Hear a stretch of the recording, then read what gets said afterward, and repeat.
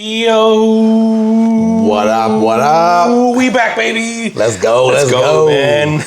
Golazo! I'm all in on World Cup shit, bro. I've been watching games on Telemundo.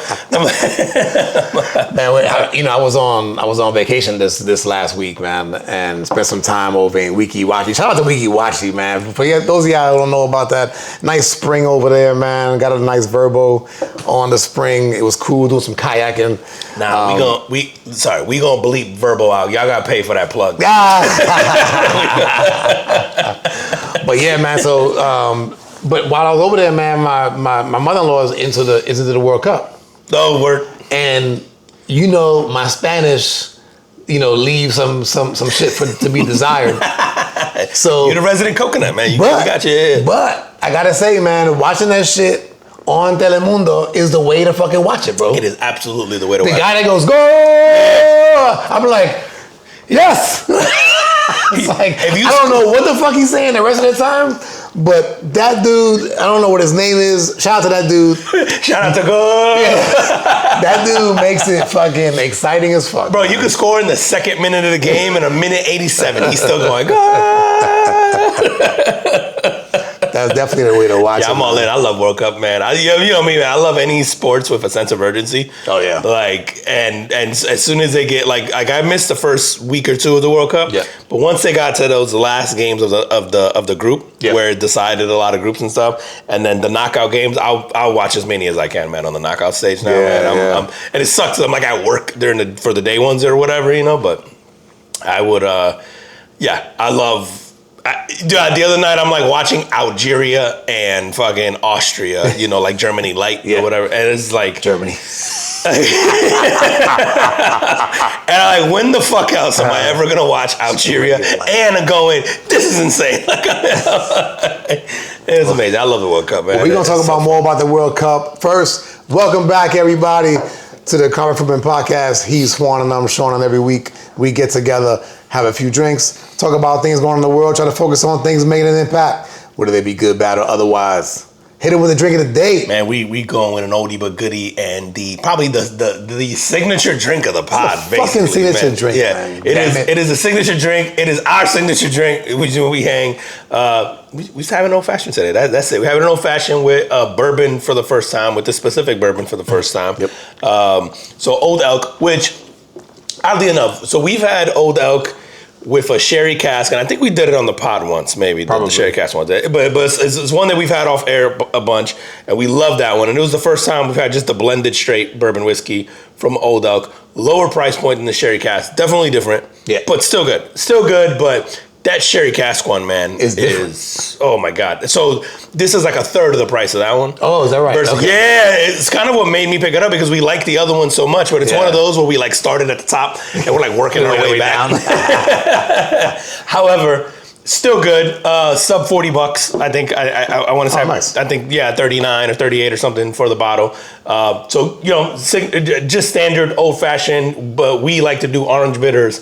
Angostura bitters. We muddle a little orange wedge and some cherry at the bottom, and then a little bit of simple syrup, like maybe quarter ounce, or throw in a sugar cube, whatever you have available. But that's pretty much, man. It's straight up old fashioned. It is. If you guys been listening to us, this is probably the 50th time you've heard us say this recipe, so we won't get too in depth. But it's this hits. It always hits, man. It always delivers. Yeah, man. I'm loving the wow. This guy looks like he's throwing up, like he's had a long day drinking the little Elk bottle. I have not seen that before, and I was watching you make it, and it literally looks like the Elk is throwing up liquor. If you're watching on YouTube, it looks like he's puking. It looks like he's had too many old fashions. All right, man. So, compliment of the week is going out to, and staying with the World Cup theme, going out to Lionel Messi. This guy is 38 years old. Still breaking records. Goat. His 6th World Cup. For those of you who don't know, World Cup is every 4 years. So the guy's been doing this shit for 24 years. Crazy. The other day, he scored a hat trick against Algeria. Yeah. Opening game of the World Cup, I think he scored a hat trick. It's the first ever World Cup hat trick. Oh, is it? That's what I read. Don't quote me on that. That's what I read. First player to appear in 6 different men's World Cup. and then tying the all-time record with 16 World Cup goals. So he's gonna break that. Yeah. You know, he's gonna break that in this. Next game. Whatever the next game is. Yeah. And I think someone subsequently did the sixth World Cup appearance after him, the same World Cup, but because he played before them. I think Ronaldo technically was on his sixth also. But I think Ronaldo played a day or two later, so Messi became the first one, kind of by the schedule and also longevity. Dude, like playing, not only participating. He's not like, hey, Argentina's like, yeah, you know, he's Messi, he's a legend. No, he's the guy. He's still the guy. Bro, he had a birthday the other night, like, of the game where he came in to sub, and I think he's turning 39, which is like my age. But they talk about Messi like he's prehistoric, and that shit hurts my feelings. Like, I'm at the stage now in my life where when they talk about athletes and they're like 38, 39, and they're just like, what a miracle, you know? Like, it's miraculous that he even made it to he made it to the stadium with his own two legs. He wasn't even carried here, and I'm like, hurtful, all right, but like you said, he's just like, it's not like he gets a legacy spot he's the guy on that team. He absolutely is. Just what an it's fun watching him play, man, and those that hat trick that he scored came exactly 20 years to the day that Messi made his World Cup debut. Wow, man! So it's kind of crazy, man. Oldest You're still player, scoring hat tricks in the World Cup, man. And I don't care who you do it against, bro. Yeah, it's a hat trick in the World Cup, man. Oldest player to score 3 goals in a game at the tournament. So the dude's just setting all kind of shit, and then meanwhile, you know, his like longtime rival, Cristiano Ronaldo, is kind of playing like shit. I think he scored 1 goal so far. Yeah, Cristiano Ronaldo has, listen again, but he's 41. Yeah, prolific all time. He's 41. He has you have seen the decline over the last few, I would say 5, years-ish or so. Cristiano Ronaldo, I mean, still playing well, but not at the level that Messi's playing at. And I'm a little biased to this, obviously, because I'm a Barcelona fan. But the argument has always been like Messi or Ronaldo, because they've traded, the Ballon d'Or every year, like the games against each other when they were Real Madrid and at Barcelona, they were just, I mean, like must-watch TV. Really? Awesome. Yeah, it's like Red Sox, Yankees there, but they do it a couple times a year. It's called the Clásico, where Real Madrid and Barcelona played each other. But then you had Messi and Ronaldo, and then those two teams were so stacked, like, for years. And I mean stacked, like, dude, at one point in time, the Barcelona, like, starting 11 was just, it would be like, the NBA getting Steph Curry, LeBron, Michael Jordan, Kobe Bryant, like, in their prime. Like, It was just, like, they had Neymar and Messi and Suarez, like, just all at the same time on the same team. Like, the Barcelona team was, and then on the flip side of that, Ronaldo had Karim Benzema and a bunch of other people on that Real Madrid team that were also just insane players. Yeah. So watching them play each other was always just bananas, man. And I think just it's hard to argue with the numbers at this point with Messi, man. Like, he's just the amount of the trophies that he's got in the Ballon d'Or. I think the World Cup thing puts him above Ronaldo. Yeah, they won the last one. Right. And then if he wins, and then not only that is he winning, like, he won the last one, but he's carrying teams. And then he's almost gotten this like LeBron-ish effect to him. It's like the minute he joins the team, they're just amazing, right? Like, he left Barcelona because of the financial sanctions, goes to PSG, they're great. Then leaves PSG, goes to Miami. MLS is like, we'll give you the league. Fucking literally give you the league. You can own it. And then it's just like, they're winning, the MLS title and whatever. It's like prolific all time. I don't even know. There's a echelon there of Messi of, is he the greatest great at any sport ever? Like, I think there's an argument you could make that Messi is better at soccer than anybody else is at any other sport ever. I'm not saying he is that, but I think he's in that. There's a few athletes that are in that conversation. Right. Like Tiger Woods in his prime. Yep. Fucking Floyd Mayweather in his prime. Jordan. Jordan, but Messi's in that conversation of, is he the greatest sportsman at any sport ever? Michael Phelps is in that. I just think, unfortunately for Michael Phelps, he swims. We don't care about swimming, but like, except during the Olympics. Except during the Olympics, right? So it's like, but Messi's in that conversation of, is he just the greatest person to ever do that, like a sport, period? Like, is he that good? Yeah. Insane, man. So during that whole rivalry between him and Cristiano Ronaldo, because you say you watched it, was there Was there any like bad blood between them? Did they talk shit about each other or They anything don't- like that? Or not really? I don't even know. They're not friendly, but they don't. You know, they do. They're cordial. I guess is how I would describe it. They're not buddies, right? Yeah. Like I think they had a lot of things that they had to do together, but they're always in those like ceremonies for like the trophies at the end of the year and yada yada. And so they're like, you know, they'll do their pictures together and they'll talk. I don't think they dislike each other, but I think because they're always in the same sentence with each other, there's got to be like a competitive kind of fire there. Which, and matter of fact, you want that. You want that, right? Absolutely. I think it's great for soccer. The other day, Ronaldo, I think he scored a goal. He played well, and they asked him about something about Messi's, you know, whatever performance, and he wouldn't even answer the guy. The guy starts talking, and he goes, and then literally goes, and moves to the other guy and asks somebody else. So like, there's clearly some agitation there. Yeah, of course. They played for rival teams, and those fan bases hate each other. So you know that adds to it. But yeah, I don't think those guys are gonna be like, I don't know. They're not gonna write a book about how much they hate one another. But I just think I think you can definitely tell that the competition is there. Yeah. And that they're like, yo, maybe when we hang it up one day, we'll break bread or whatever. But like, But as not it sits today. right now, Yeah, You're the opposite. And I love sports like that, bro. I like it when fucking teams wanted to fight each other. I liked it when these dudes weren't hanging out after games. I like that. I like when like you don't remember like 90s basketball where like the fucking Pistons and like the Bulls went, and like those guys like legitimately hated each other. Like I don't want to see LeBron vacationing with the guy he just beat in the finals. Like nah, I want to see you. You're like, fuck that guy. I'll see him next year. You know what I mean? I want to see the guy that lost in the weight room talking shit, going like, nah, fuck him. You know, like he got me. I'm gonna get him back. Like I don't know, but can you imagine if you saw photos of Michael Jordan, fucking, you know, on a swan boat with Isaiah Thomas or whatever? Like, yeah, I mean, there was some of that, right? But even there was still the competitive nature when they assembled the dream team. Yeah. Right, where you go like kind of had to. But it was funny, like when they interviewed those guys afterwards, they would like the Magic Johnsons and Larry Birds was like, oh, Michael's the dude. Yeah, they all kind of knew, just like, oh, like that's the guy. Yeah, you check your thing at the door and you go, we need to, you know, and credit to those guys for understanding, not just like acquiescing to Michael Jordan as a dude, but willing to put their, you know, because all big successful people in their own rights, and being able to put their egos to the side and go, understanding like it can't be all Chiefs, right? There's got to be some Indians. You got to have a leader, and understanding that that's our guy.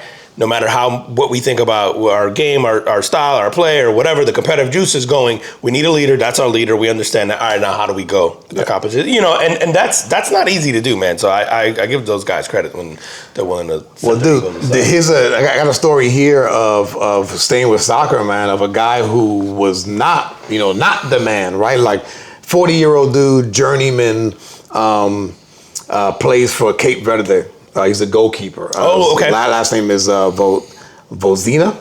I probably messed that up, but I apologize. But his I guess his name means little granny. Little granny? Little granny in Portuguese.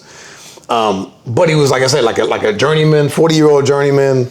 At the time, he had like 45,000 Instagram followers. A 19-year career where he kind of bounced between teams, right? Team after team after team.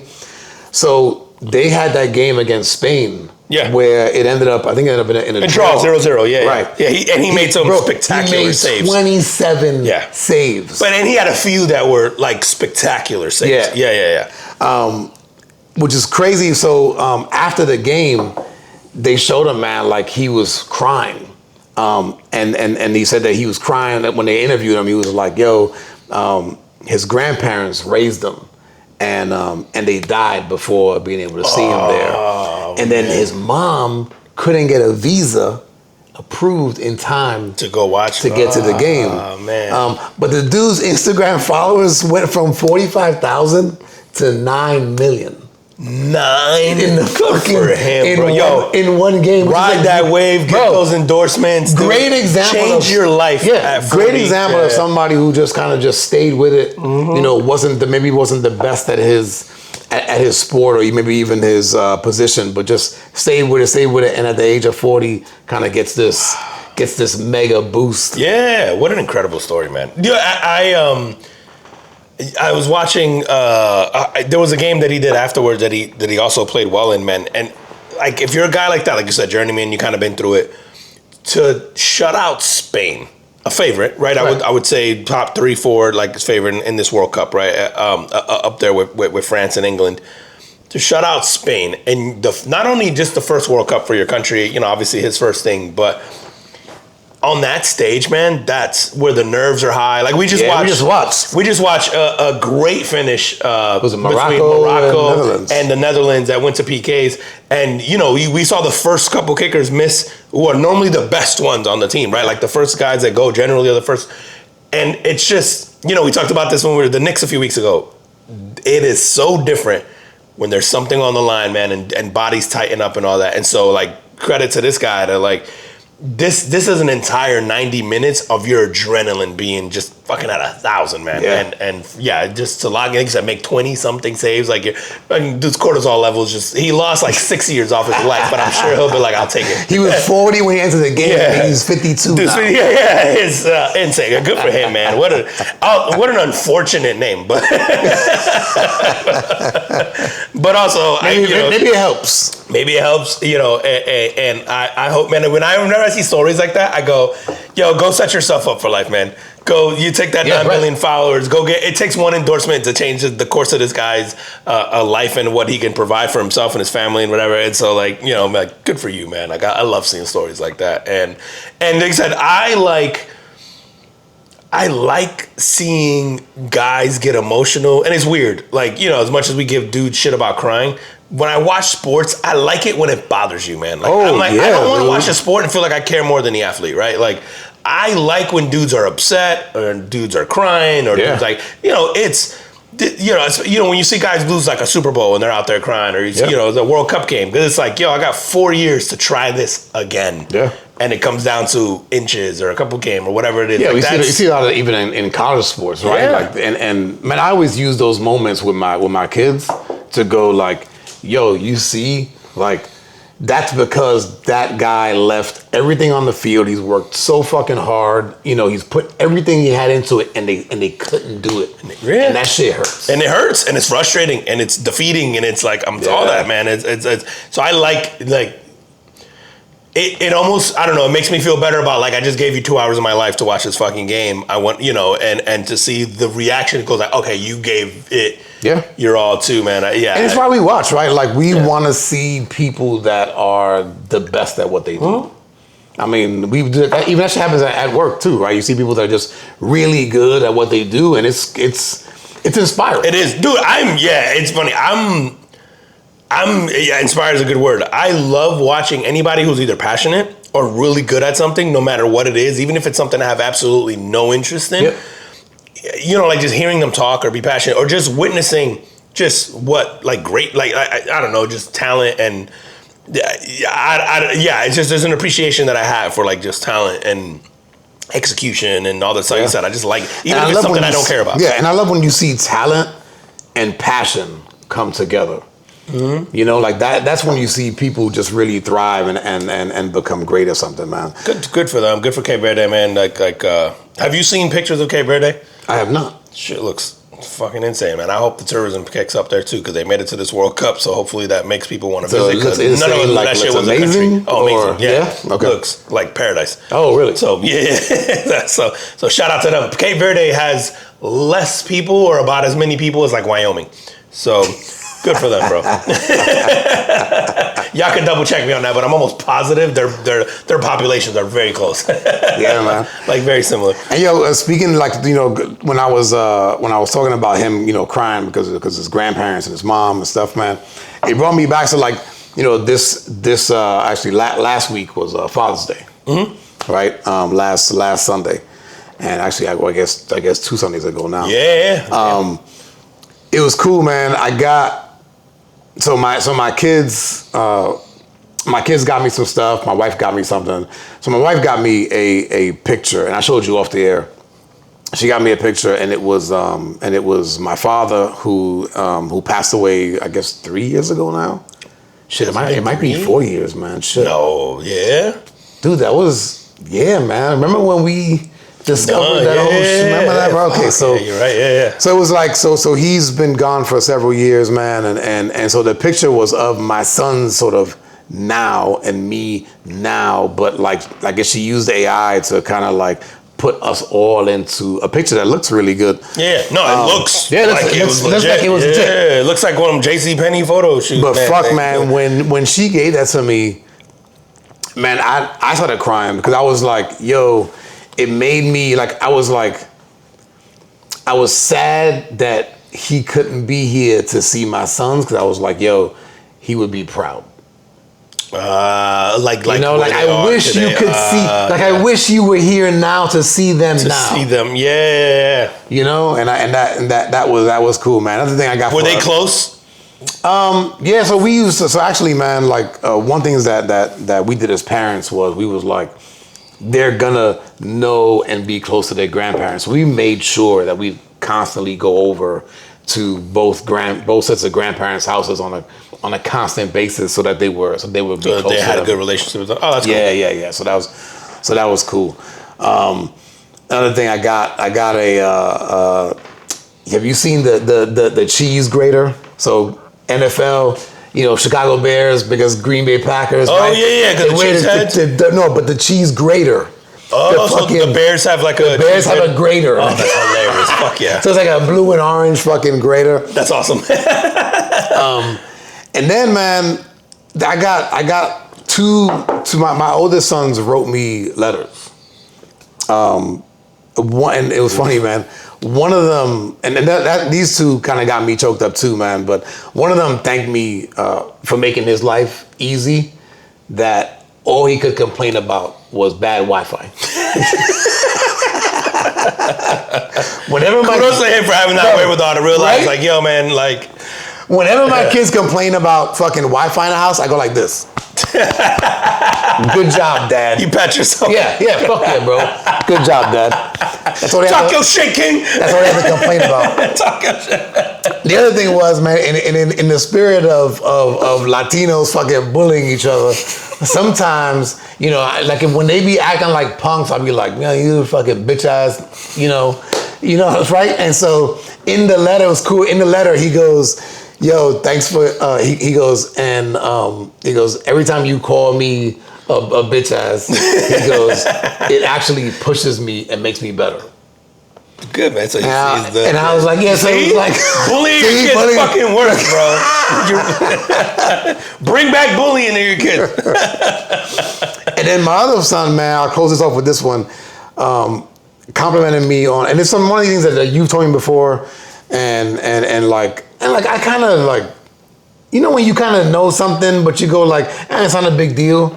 Yeah, it's normal to you kind of thing. So he was like, he complimented me on my discipline and my work ethic, and says that it amazes him how I push through hard shit, and it motivates him to really conquer things in life. And I was like, man, that's fucking cool, because when I'm pushing through stuff, I don't do it because they're watching. Yeah.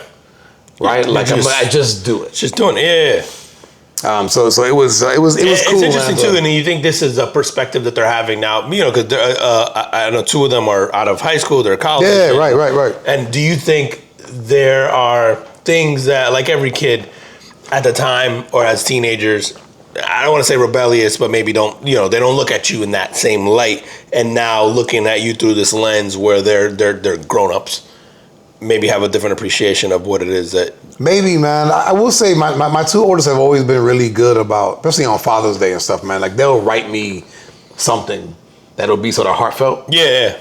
And it's always things like that. Obviously, their ideas and their words, and they're able to kind of verbalize things better than when they were younger. But they've always been pretty good about throwing shit down on paper that make me go like, okay, I'm doing okay.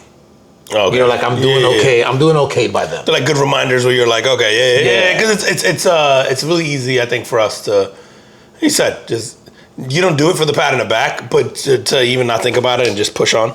Yeah. And so it's kind of nice to get the reminder every once in a while. It is, like, man. It is. It's not, 'cause sometimes, man, you think that you fucking up. There's sometimes when something's happened in the house, man, and I'm like, fuck, I should have handled that differently.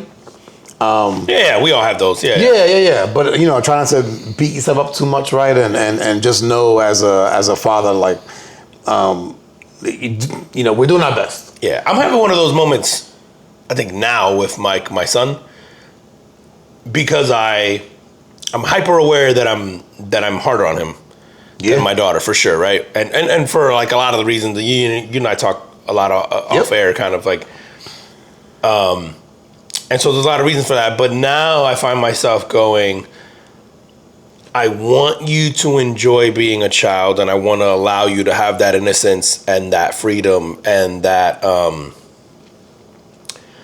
the curiosity and the ability to fuck up and all that thing, because we all have those opportunities to do things, right or wrong or whatever. You kind of just learn from your mistakes, and you get to just experience, and you get to do stuff, right? And so I try not to. I don't want to be so rigid that like you create a kid who's a shithead, and I'm hard on him because they say like for a lot of other reasons that we always think like, yo, the world's not easy on us, and in my mind I feel like I'm preparing you for this world, but the other part of me goes, man, there's a balance there that I haven't mastered yet, that I got to get better at. I want to be soft in the spots that you need me to be soft, but I don't want to not prepare you for the world that you're actually walking into, but I want you to enjoy the world that's available to you right now. I don't know if that makes sense. Yeah. And that's where sometimes, like having both parents, right? Like that's that's where moms come in and can kind of offer that. Is this where you're making fun of me again for not having a dad? I feel like you did that earlier. If you guys are just joining this pod and you're a new listener, and Sean just rubs it in that he has a dad. Did you have like two? I did. Sean had two dads.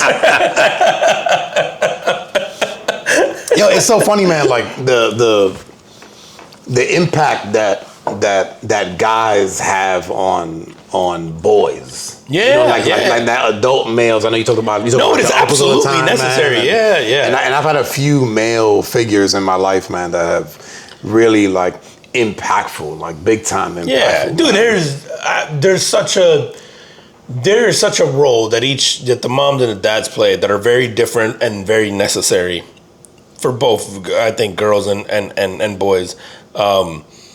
That's your point. It's like, it's so important to have both of them in your life, because I think there are certain things that one can teach you that the other one can't, and vice versa. And sometimes I go, yo, sometimes you need a hug from mom. Yeah. And sometimes you need dad to tell you to stop being a bitch ass. And both are necessary. I think that, I think as parents, we're constantly kind of like thinking, first off, we're a product of kind of how we were raised, and then good, bad, or indifferent is like you sort of like, that's your learning of a parenting skill, right, for better or worse, and then you're also hopefully a person who's learned from the mistakes of the people before you, and then you try to like grow from that, or go, here are the things from that I didn't like, and that I could hopefully build on. Mm-hmm. But none of us know if we're doing it right, bro. None of us have a manual. None of us have a thing. I think, what's crazy too, I think as you become an adult, and obviously, we're both well into that, but there's a point in time where you think about your parents were kids too, and it gives you like a different... I've never actually thought about that, bro. No? Man, really fucking interesting, man. There's a point in time in my life, man, where you think about your parents were kids, right, and then your parents were just kids who grew up, in this scenario, and who had the same things you have, who had fears, who had dreams, who had insecurities, who had horrible times, who had happy times, and then you think about like that kid became this person, this and and what happened to that kid. I don't know, man. It's a weird, fucked up like thought process that you have, that like it almost gives you like what I want to call like a different level of empathy, I guess, in a way, for your parents, where you think about them a little bit differently. Maybe you give them a little more grace about certain things, or maybe not, or maybe it just helps you understand like why they are the way they are, or whatever it is. But like, it's like, thinking about them as kids is like a very different. I do, and actually, this applies to just adults. If you think about every adult, I think Joe Rogan has talked about this before, where he just goes, I just think about as every adult as like, what were they like as a kid and what happened? And it's like, it's so true, man. There's like a really sobering, I don't know, empathy is like what it is. Yeah. It's bizarre, man. Nah, that's crazy, man. So shout out to all the dads out there. We doing our best. Keep doing your best. Yeah, and you know, hopefully we raise some good humans. Yeah, maybe watching this on YouTube, leave words of wisdom in the comment section. Yeah. Of, what are your best dad tips? What are the things you learned? What are the things that got passed down to you? What are the I don't know, the mistakes along the way that you wish you could take back or do differently or whatever? I know the first comment I'm gonna leave on that. What's that? A good piece of pussy will fuck you up. That's coming from the top.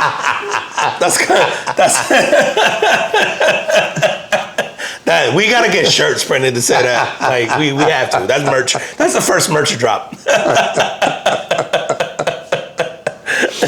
All right, man. Yo, talk to me about these OnlyFans. What's going on? I don't know if you've seen the I want to pull it up here. There was a list released recently of the top 10 OnlyFans spending? Top 10 OnlyFans spending by city. So I want to pull the list up. What do you think? Do you want to start at 10 or do you want to start at 1? How do you want to do this? Oh, we got to go 10.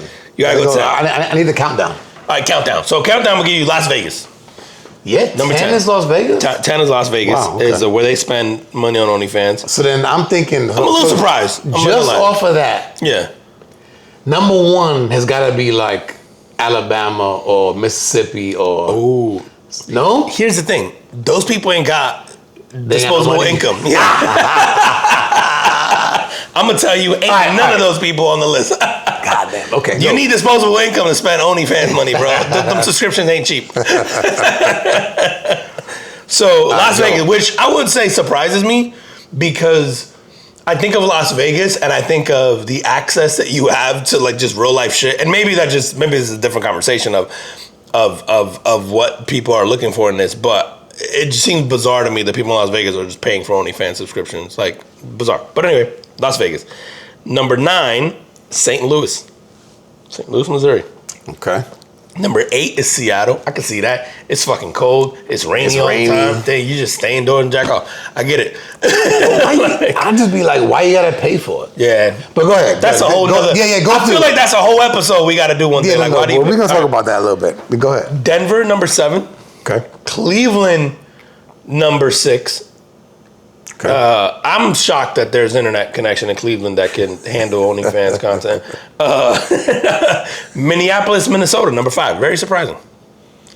I mean, in the wintertime, it just get real cold. You just stay indoors. Mm-hmm. True, it's cold. Yeah, you need shit to do. All right, so number 4 is Miami, which just like Vegas surprises me. So Miami wouldn't surprise me if it had the number 1 of content creators out of Miami. Right. But people spending. And maybe it's the content creators also subscribing to all their own shit, and maybe there's like the community of they all kind of support each other. I don't know. But it surprises me that Miami would. Yeah. There's a lot of disposable income in Miami. That's number 4. Number 3, I want you to take a guess at number 3. Because number 3 is the one, so top 3. Okay. Number 3 is the one that it doesn't shock me the most, but I think most people would be surprised. New York or LA? Neither. New York or LA aren't even top 10, I'll tell you that. Oh, good. So number 3, Salt Lake City. Oh, yeah. That should be more people get down, bro. That should be number 1. That should be. See, I thought the Bible Belt. I've been there on Sunday. I thought the Bible Belt, to your point earlier, Mississippi or Alabama would be number 1, but then I was like, oh, they can't afford it. So then, Salt Lake. There's money in Utah. And you said you've been there on a Sunday. I've been there on a Sunday. It's a fucking ghost town. It's a ghost town. So you think they're all at home watching OnlyFans? I mean, apparently. Gotta be, right? Yeah. All right. Number 2. Number 2. Orlando, baby!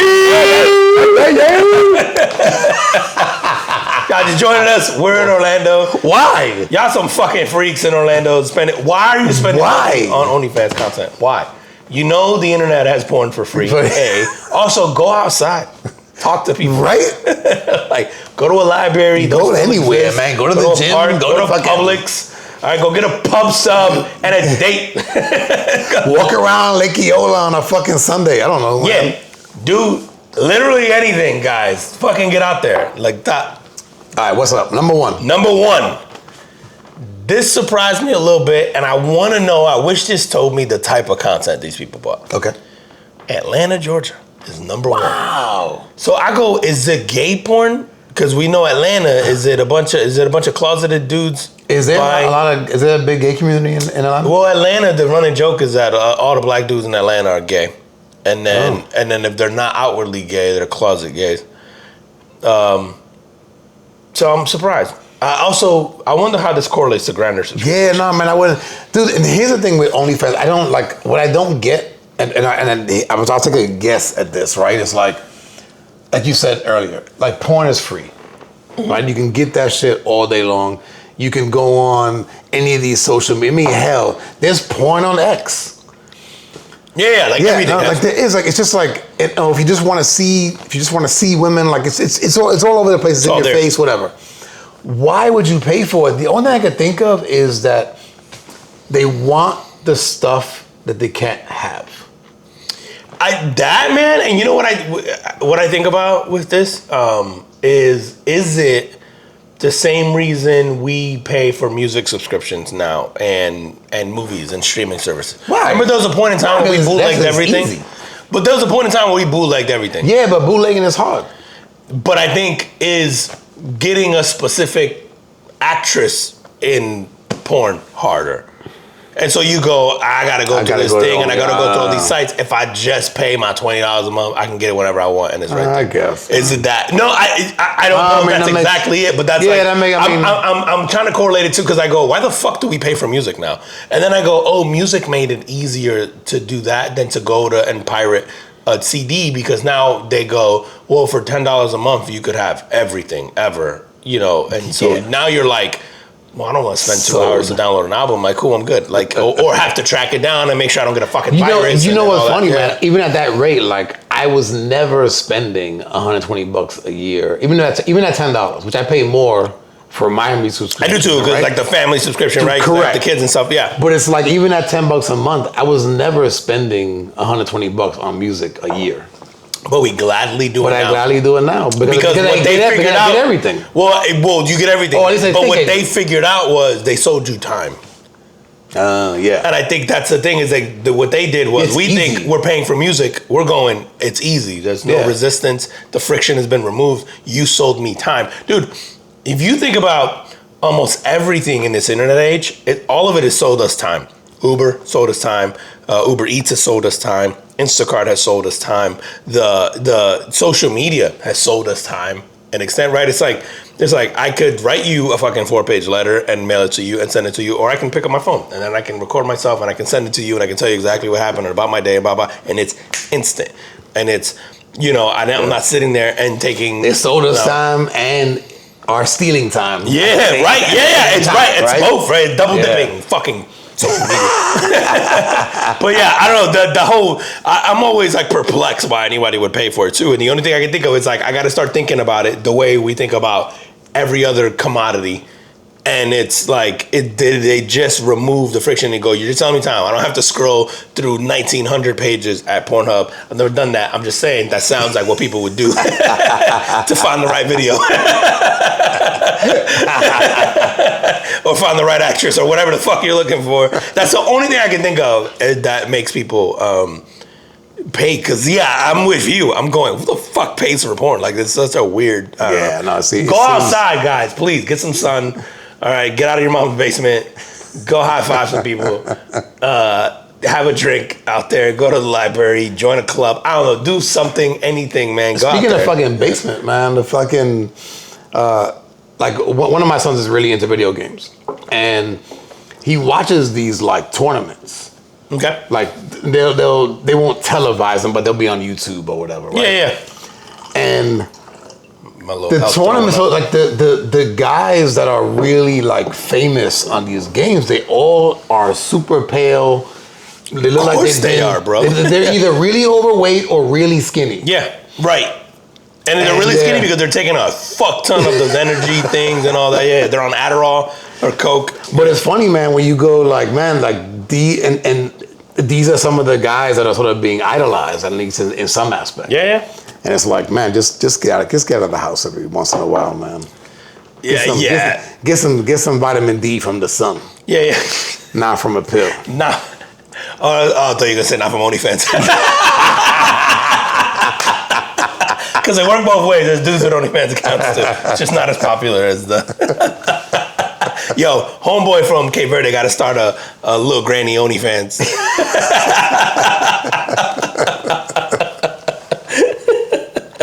Bro, talk to me about the pastor. There's a pastor out there. Doing the Lord's work. Should also probably be on OnlyFans. It would probably be doing great. Speaking of OnlyFans, wasting an opportunity here. Let me pull this back up. There's a pastor doing the Lord's work out there. Full disclosure, guys. Sometimes we see stories and they turn out to be fake. We don't give a fuck. This is a great one. We're here for the entertainment.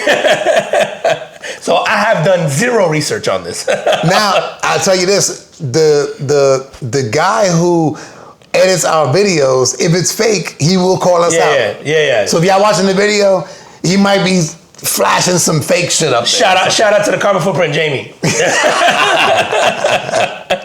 But there's a female pastor resigns from a church because she got caught practicing oral sex on men, and her reason was to suck out their demons. So first off, I got some. You got the demons? I got some demons. I was gonna say, first off, this is why we can't have nice things. We didn't let women be pastors for a long time. And then you see what kind of fuckery y'all pulling off. We just trying to be holy and wholesome. And y'all out here. But that's so great, bro. Though she was sucking demons out of parishioners, accusing him, oh gosh, now it went away. I'm trying to find the story again. But yeah, dude, it doesn't even matter. Did you get it? Nah, removing demons. Yeah, her whole thing. She was from Memphis, and her whole thing was she was thinking she was gonna suck their demons out of their penis. Seems logical to me. Worth a shot. Yeah, you can't hurt. Yeah, let's see. They already got demons in them. All right. I feel like I need an exorcism right now. You're not gonna make them worse. Some people are literally doing the Lord's work, figuratively and literally. You know what? I think she should have got promoted. To be honest with you, we should have given her a church like we do with the Catholic priests. Like, now it's okay for them to do it, but she can't. I was gonna say, I want to know who ratted her out. You know what it is?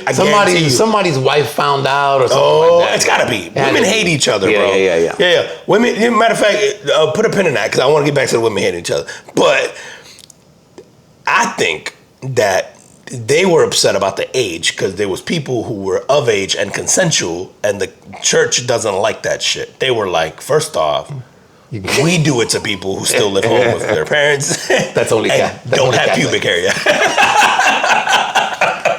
That's only Catholic. That's only Catholic. Shout out to the Pope. Shout out to the yeah. Pope Leo. Chi-town? Yeah, we got the Pope wearing Air Force Ones and shit, man. We got put some respect on his name. But see, I hate this so much. Listen, I'm gonna put my vote out there for all women pastors. Yeah. If we get a fraction of protect the boys. All women pastors. And let's get these demons sucked out of there. Like, let's better society.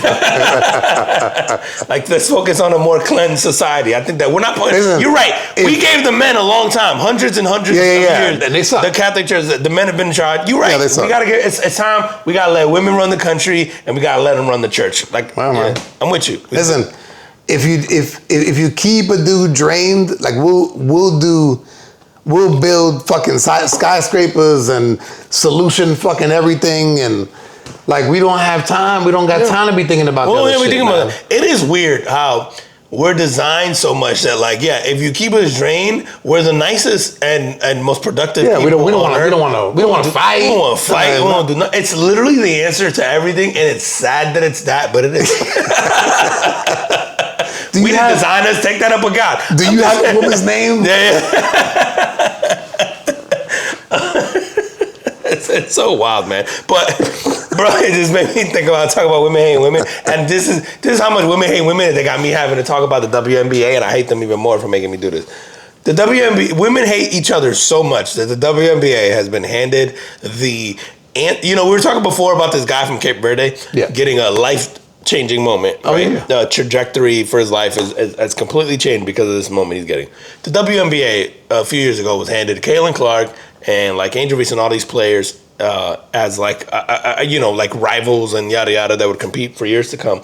And Caitlin Clark, who's arguably the most exciting player in the history of the WNBA. Now, I know she's not the best player in the WNBA, but that isn't necessarily equate to the most exciting or the most watched or most whatever. And whatever the reason may be for that, it's racial or whatever the fuck it is, but she sells tickets. Yeah.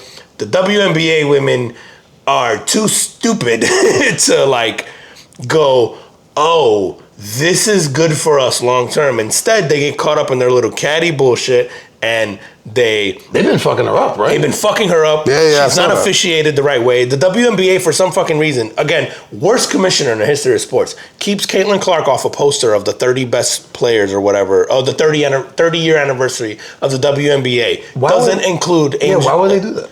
They included Angel Reese, but they didn't include Caitlin Clark. So that in itself goes, you guys don't even know what you have. It's and I think Colin Cowherd talked about this, so this isn't originally my take, but they, years ago when Tiger Woods came into the PGA, Tiger Woods obviously black, in shape, plays with emotion, passion, he's fucking yelling, he's thinking, and then the PGA did what they should do, and he was featured on fucking everything. Like every commercial, every headline, all the TV time, the cameras were always Tiger Woods, Tiger Woods, Tiger Woods, Tiger Woods. And the players hated it. They were fucking pissed. And then what happened was, within like a year or two of Tiger being around and them getting all this publicity, they realized that the prize money went up and the purses went up in every tournament. And they were like, I won this tournament last year and I got $200K, and this year I won it and I got $2 million. And then they're like, the only difference between last year and this year is that Tiger Woods is a thing. And they went, shut the fuck up, let this guy do his thing, let them show his cameras, because it is good for everyone. The WNBA chicks are too stupid to go. Yeah, and the crowds got bigger, the tickets got bigger. Yeah. The WNBA women are too fucking stupid to realize, let her. She's your cash cow. She's your cash cow. You guys are all gonna be. You've been whining about money. You've been whining about TV rights. You've been whining about like rev share. You've been whining about you want to get paid as much as NBA players, blah, blah, blah, all this other bullshit. And you're being handed the keys to that future, and you're fucking throwing it away. Like the league is throwing it away. The players in the league are throwing it away. The officiating is it's so obvious, and it's like. I understand other players hating her because of like giving it their best every time they face her, because they're like, well, fuck you, you're the thing, I'm gonna show out, right? Yeah. That is a good TV product. Every time you play her, you ball out and you show out, because people are gonna go, well, now I want to see everybody just bring it to Caitlin Clark, right? It is great for any league when you get that kind of competitive juices flowing. But with the unnecessary physicality that's going on, it's kind of crazy. Hey, if y'all want to stop having to fucking have roommates as a professional athlete, let Caitlin Clark help you. I think right now it calls for a prayer, man. Let us pray. Lord, please protect Caitlin Clark, and please bring back the demon sucking pastor. And maybe Caitlin Clark needs to have the assistant to the demon sucker. Amen. Amen. And our run as a viral podcast lasted 2 weeks. We're going back to the bottom of the barrel. Welcome back. Welcome back, baby. Let's go. We're going to stay true. Dude, tell me what's up with the JP Morgan executive. Bro, the JP Morgan executives have been on fire. This is amazing. Is this not the same? What was the other one? This is a different one. Did you But the other one was JP Morgan as well? It was JP Morgan as well. The woman. Yeah, the woman. Okay, yeah. With what do we say? With the cans? Was it cans? I don't know. She had a crazy ass name for. Yeah. Oh, so yeah. Something like that. Also, I'm just saying, she might need, if JP Morgan fired her, you could be a pastor. Shout out to you. Turns out, you have a future after all. I gotta pull up. Turns out you're in demand. I gotta pull up the picture. So, did you see the pic? All right, I gotta preface it. There's during the Knicks parade, and then the Knicks won. I can't the title. Blah blah. There was a lady or a person who got caught stealing a garbage can in New York City that was colored in Knicks colors. It was orange and blue, and she dumped over the trash, and she took the fucking trash can with her as part of during the whole Knicks celebration. And so I want to show you the photo. I thought it was a dude at first, but turns out that's a lady. Oh, wow. Yeah. And she... Oh, wow. Okay. So, turns out this is some kind of DEI hire by JP Morgan to oversee some fucking... she's a senior executive. Were they hiring a guy or a woman? I think that's why they hired her. They weren't. It was like, yo, you check both boxes. Bro, our producer is gonna put the photo of this lady in there, but y'all gotta just take a peek for yourself when you watch this on YouTube. But JP Morgan, y'all some wild boys, bro. Y'all just be. But she dumped the video is hysterical because I thought it was a dude at first, but also the fact that you find out she's a senior executive at JP Morgan, which means she makes bank, and she walks down the New York City. She basically finds a public trash can. Yeah. It just happens to be colored Knicks colors because New York kind of went all in. She takes it, she dumps it, and then she walks away. Basically, like, this is my trash can now. And she comes off like fucking Sully, who sells newspapers out of a box on Fifth Ave, and she's like, that's what she looks like. And then come to find out, because the internet did its thing, and there's videos of you doing everything everywhere at all moments in time. Yeah. It gets circulated, and they find out that it's one of them, and they fire her. Which, two questions there. Should she get fired? Should she just be allowed to have the trash can for that level of enthusiasm and can-do attitude? Or should we be referring her to the other JP Morgan executive to suck out her demons? Or maybe she needs a corporate retreat with the other JP Morgan executive. I guess as an executive for a big company like that, right? Like you just there's more expected of you. Unfortunately, yes, it's just what it is. So I don't blame them for firing her. You just go like, "Hey, dummy, the fucking trash be on can." TV. I know. It's like, and like you just said, there's cameras all over the place, and even if it's not like video cameras that belong to the city or store or whatever, people with phones, it's just like you do anything crazy and the phones are coming out, right? So people are getting you and you're immediately posted somewhere online. So she should have known better. Is the trash can a big deal? Probably not. I guess it's still stealing. Right? Oh, it's public property. Yeah, her tax dollars pay for it though, man. I'm sure she pays a lot in taxes. Yeah, that's true. You don't think there should be an offset for that in there somewhere? But like, hey man, maybe given the opportunity to just pay for it. Yeah, like yo, the trash can costs $200 or whatever, $300. You gotta pay us for the trash. I feel like they should have did that. Or I'm almost more offended that. Actually, you know what? I'm not even gonna say it because it's fucked up.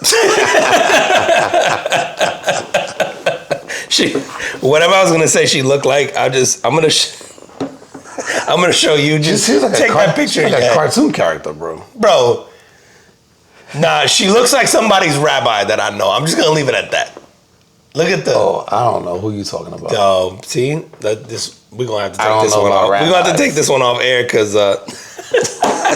I don't know no rabbis. You don't know no rabbis? Not You're gonna know when I tell you this. All right, hit me with the 4-day work week. What's up?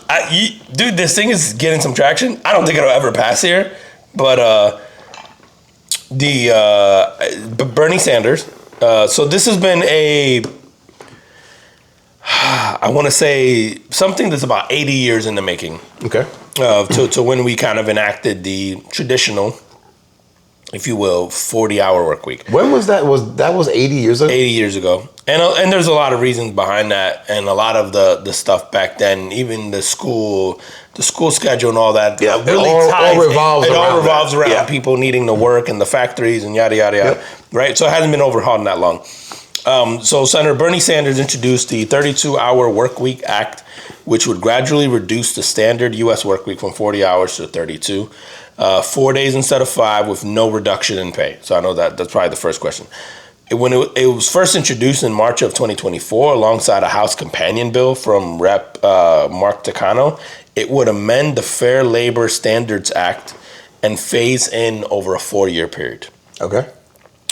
So mechanically, the bill lowers the threshold at which overtime kicks in. And so it would kick in at 32 hours a week. Okay, so you can still work them 40. Correct, but what they're saying is, so mechanically speaking, after 32 hours, you have to pay workers overtime. And then it adds time and a half pay for work days longer than 8 hours and double pay beyond 12. Sanders' central argument is that productivity has soared, with American workers over 400% more productive than in the 1940s when the 40-hour work week standard was set. Yet the wages kept pace, haven't kept pace. While CEO pay has exploded, he points to a 2022 UK pilot of 61 companies where most chose to keep the shorter week after workers reported less burnout and revenues held or rose. And obviously it has its own critics, including Senator Bill Cassidy here. And some of the. So what are the arguments? So the arguments against it is that it would put a strain on small businesses, restaurants, and trades. It would potentially drive up prices. Would push jobs overseas. The usual. And it has not advanced to a vote yet. But those are kind of the pushbacks to it. I don't know what the right answer is to this. I don't know that I have an opinion on it. Like, I think as a worker, you're like, fuck yeah. But like, as a person who understands economics, I guess I haven't done enough research to feel comfortable in like having an educated opinion. Yeah. Dude, I think that if the idea that workers would be missing a day, I would think that we would even be okay with, let's go 7-hour days. Like just right, like just yeah. Right. So you take away basically 5 hours of work out of the week, right? Or even 6.5-hour days, or whatever the case is, right? Like, because I feel like the 8-hour day, we feel that shit because we know we have to be there for a certain amount of time. So you fill the time with work. A great case of this is like union jobs. I've seen it firsthand to where they kind of stretch out what they have to do. I guarantee you this pay, so I have to. Hey, go sweep the floors. Hey, go do you kind of feel? Yeah, of course. And it's like, it's like go sweep the floors, and then you get your break at this time. So make that shit last, and then. And then the other thing too is when you have corporate jobs that are super busy, the work never ends, but it also doesn't mean it needs to get done today. Right. And so that clock never ends. It's like I could stay there 12 hours and have something to do, or 20 hours and have something to do, but that's not going to change, nor should it be expected of me. Like, on a consistent basis, at what point do you just go what is absolutely necessary within whatever time frame, and everything else is extra or the good, that Bro, if you walk into work and you literally had 4 hours to do your job, you would get it done. You'd get it done. You would just weed out the bullshit. Dude, you think about weeks you go on vacation? I can't talk to you right now because I gotta get this done, and I got 4 hours. Dude, you ever go to work going, I have a half day, or I'm going on vacation, or I have this week, and you're like, I have to get all this done. You are and it's shit that takes cramming you 3 into weeks. fucking. You're fucking knocking it out, and within the time frame, and you use all of it, but you go, oh, it was taking me 3 weeks before to do that. I did this shit in a week because I had to. Right. Like you said, I think most people, it works that way. You just fill the time. You just fill the time.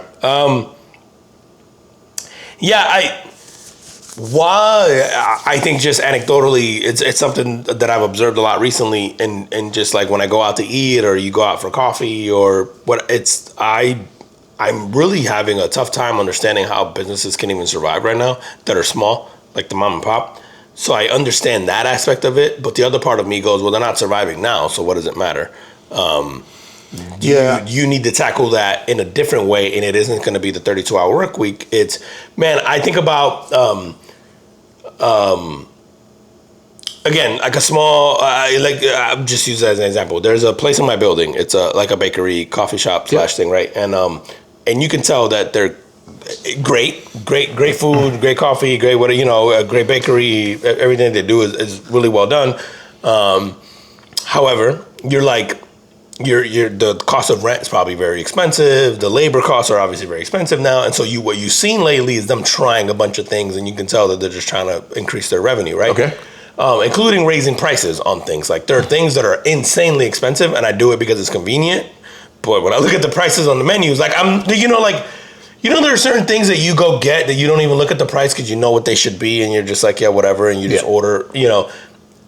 It's to the point where, like, whether it's checking out or I happen to glance and I go, fuck, that feels high. It's like when it's like a coffee and a sandwich and it's $25, I'm like, that feels off. Yeah. Like, right? So you're like, man, but you guys, I know they're struggling. So it's like you have to keep raising these prices, and you're struggling because the food cost is higher, and you're struggling because now the labor is higher. And I'm like, I don't know what the answer is to that for a small operation where you don't have the economies of scale like a chain restaurant, and who are also struggling, or like a national or even global franchise thing, or like a Subway or whatever, that they can just keep the business model works. They can keep churning things out. Like it's just I find it very difficult now to even go, how are you guys still open? Like there's a lot of businesses now, especially food, where I go, I don't know how restaurants are open at all. Like none. Like when I do just mathematically in my head, where I go, the volume that you have to do to keep a place open in a prime real estate location is so obnoxious that I'm having a tough time comprehending how anybody makes it now in this. Yeah. That does specifically food and beverage, I think, because the margins are so razor thin, and there's a cap on the sales you can do, because you can only turn so many tables in a certain amount of time. Like going back to the 7-8 hour thing, it's like I can only turn so many tables in 8 hours and 7 hours or whatever. Like I can't, other than increasing my price and cutting costs in terms of do I cut labor costs, right? Food costs or food costs. It's like, so I have to offer you either lower quality, or I have to then hire employees that I can't guarantee you a 40-hour work week. And unless I'm hiring a bunch of high schoolers, that doesn't work, right? Because you're not providing a livable wage. Like it's like that double-edged sword. It's like we complain about people not getting a livable wage, but it's like this business is like, well, I can't afford to keep you around that long to give you a livable wage because I'm not doing the sales. It's like all circular. Have you noticed the service charges that restaurants have been putting Oh, on? I have seen, which is new too. Which is for like credit cards. So I've seen that, but I saw a right? restaurant outright say, this is not a tip, it is to cover the rise in our expenses, blah, blah. I've literally seen someone spell it out. It's crazy, man. But I thought, isn't that for credit card charges? No, well, some, but I've seen some to just say it's for our overhead costs. Wow. Yeah. Like I had a restaurant, man, I wish it's I could what is it, like 2 or 3%, restaurant. something like that? Yeah, I've seen some people charge, and I've seen, because the credit card charges are also, which I think they lost, they just lost, I don't know where it goes or how long it takes to rectify, but they just lost I think a Supreme Court battle, the credit card companies did, because they are charging, essentially, I guess what was determined was that they've raised their costs and their prices without an underlying, like it hasn't changed their costs of doing business. Okay. And so they're basically just kind of gouging because they can. But I don't know what happens to that. And then I don't know what that does to because I'm someone who believes in capitalism and a free market and yada yada, but I also, man, I'm even recognizing that there is a line where it just becomes like you shouldn't have to work to minimum wage hours to afford a meal at a fast food restaurant. Right. Like that sounds insane to me, so I just don't know what the answer is or how you correct it, because it's so much bigger than just labor or just stuff, Yeah, man. So to round this out, man, like I said, the 4-day work week, let's see what happens with that. I think, again, a good idea, but there's always conceptually great, pros or and not cons to conceptually. everything, Sorry, you're just like woohoo, let's work for me, like sweet, but like you said, there are bottom lines to make, and I don't know, taxes and yada and everything else. Just like someone's gonna pay for that some way, shape, or form.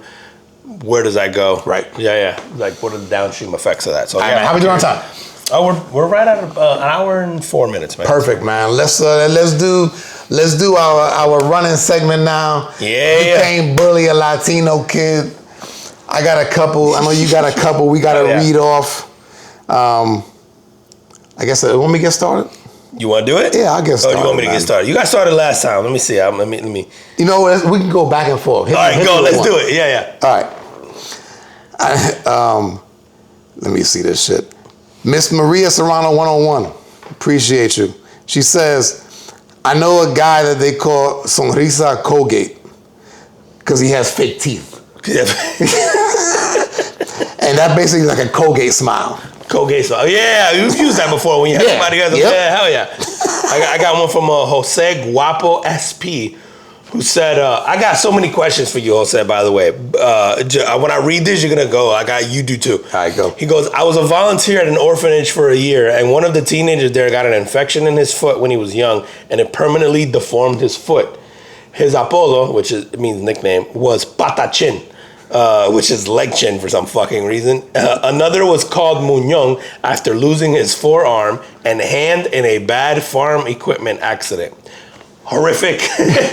Also, where the fuck? Where do you live? I've never seen an orphanage in my life. Other than in an Orphan Annie play I did in 4th grade, I've never seen an orphanage. That's true, man. Jose Guapo SP, that's not in America, for sure. That's definitely in Mexico or wherever. But if it was, drop it in the comments, follow up, tell us where you found this orphanage. All right. I'll mention another one from Mexico. Check this out. This person's name is Akon Inuala. If I fucked that up, which I probably did, forgive me. I knew this guy's nickname was Chicharrón. Some older kids poured gasoline on him and set him on fire. Yo, Chicharrón is crazy. I almost die and they call you fucking Chicharrón Forever. Oh yeah. This has got to be one of my favorite ones. This is the Dalan Heese. So the DALAN and then Heese HESE said there was a dude called Aladdin because his wife left him and she took everything but left the rug.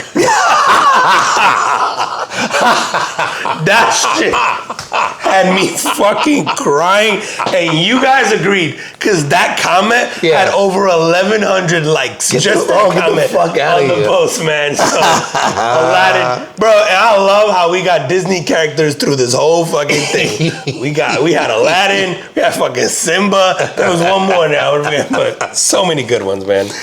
All right, I'm hit you with this one. Troy Melodic says, I had seizures for 3 years, and my Mexican community called me T-Rex from the way my hands were when I had seizures. Look. Now you fucking...